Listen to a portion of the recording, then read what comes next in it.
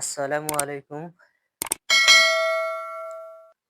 আলহামদুলিল্লাহ, আলহামদুলিল্লাহি নাহমাদুহু ওয়া নাস্তাইনুহু ওয়া নু'মিনু বিহি ওয়া নাতাওয়াক্কালু। আলহামদুলিল্লাহ, আল্লাহ তাআলার অশেষ বড় মেহেরবান যে আল্লাহ তাআলা আমাদের সুস্থ রেখেছেন। সুস্থতা আল্লাহ তাআলার একটা অনেক বড় নেয়ামত। আর এই সুস্থতার নিয়ামত শুধু সেই ব্যক্তি উপলব্ধি করতে পারে যে কিনা এখন অসুস্থ। এইজন্য সুস্থ থাকতেই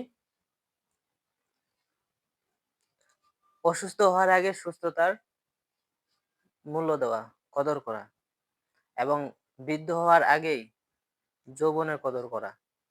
কারণ আল্লাহ তাআলার কাছে যৌবনের ইবাদত অত্যন্ত গুরুত্ব, অনেক পছন্দনীয়। আল্লাহ তাআলা সর্বপ্রথম বান্দার কাছ থেকে যৌবনের হিসাব নেওয়া হবে, নেবে।